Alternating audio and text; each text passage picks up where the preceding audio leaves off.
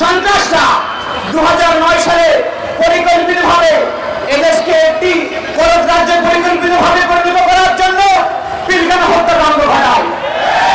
দেশের জনপ্রিয় এবং দেশপ্রেমিক সেনাপতিদের তারা হত্যা করে। 2014 সালে ভোটারবিহীন নির্বাচন, 2018 সালের রাতের নির্বাচন এবং 2024 সালে দামি নির্বাচন ভারতের সরকার তারা পরিচালনা করে। তার এই মাধ্যমে এদেশে নির্বাচন ব্যবস্থাকে সম্পূর্ণরূপে ধ্বংস করে দেয়। 2010 সাল থেকে শুরু করে একে একে জনপ্রিয় ছাত্র নেতা, ছাত্র সংগঠক, রাজনৈতিক ব্যক্তিত্ব আর এগুলোদেরকে মামলা হামলা দিয়ে জেলে ভুলতে থাকে এবং তারা জুডিশিয়াল কিলিং এবং এক্সট্রা জুডিশিয়াল কিলিং এর মাধ্যমে সবাইকে এটাকে হত্যা করতে থাকে। আর এই সংগঠনের সাথে জড়িত রয়েছে পার্শ্ববর্তী দেশ, আধিপত্যবাদ ভারত এবং আমাদের জন্য তৎপর হয়েছে। যারা ইতিমধ্যে হিন্দুদের মন্দিরে আক্রমণ করেছেন, যারা ইতিমধ্যে এদেশের পাহাড়িতে নৈরাজ্য সৃষ্টি করছেন, যারা ইতিমধ্যে রাজনৈতিক দলের মধ্যে বিভাজন তৈরি করছেন, যারা ইতিমধ্যে পরিকল্পিতভাবে জুডিশিয়াল কোর্ট চালানোর চেষ্টা করেছেন, যারা সিভিল কোর্ট চালানোর চেষ্টা করেছেন, যারা ইতিমধ্যে আমাদের সামনে আমরা দেখেছি আনসার করার চেষ্টা করেছেন, আপনাদেরকে আমরা বলতে চাই, আপনাদের পরিচয় ছাত্র জনতা জানে। যদি আপনারা সমাজে অর্জিত হয়েছে, সে দেশকে যদি আমরা টেকসই বিপ্লব দান করতে চাই, অবশ্যই এই শহীদদের রক্তের সম্মান দিতে হবে। আর শহীদদের রক্তের সম্মান দিতে হলে এই বিপ্লবকে স্থায়ী এবং টেকসই করতে হবে। আমরা মনে করি টেকসই বিপ্লবের জন্য এমন একটি সভ্যতা বিনির্মাণ করতে হবে যে সভ্যতার প্রতি নাগরিক হবে সৎ, দক্ষ এবং দেশপ্রেমিক।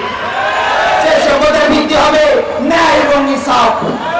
আমরা মনে করি এর ভিত্তিতে আগামী রাষ্ট্র গঠিত হলে আমাদের শহীদদের রক্তের সাথে সম্মান দেখা হবে ইনশাআল্লাহ।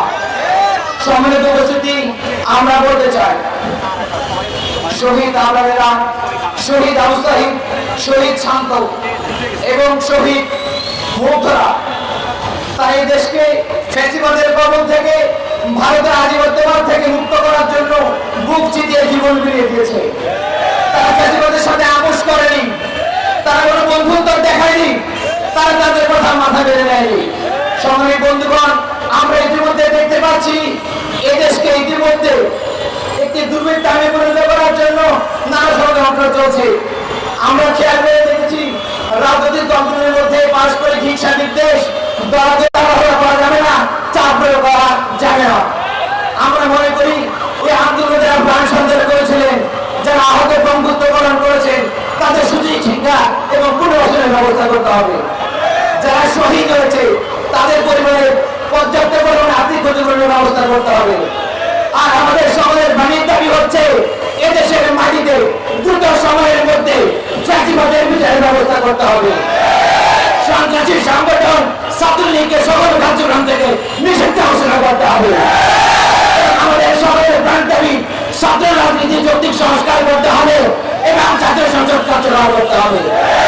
এসবের মাধ্যমে আমরা বিশ্বাস করি শহীদদের রক্তের বিনিময়ে, শহীদ পরিবারের প্রত্যাশায়, দেশবাসীর প্রত্যাশায় সাম্য, সম্প্রীতি, নিরাপদ বাংলাদেশ গড়ে উঠবে ইনশাআল্লাহ। সম্মানিত বন্ধুগণ, সবাইকে ধন্যবাদ জানিয়ে সকলের মঙ্গল কামনা করে আজকের মতো বিদায় নিচ্ছি। খোদা হাফেজ। বাংলাদেশ জিন্দাবাদ।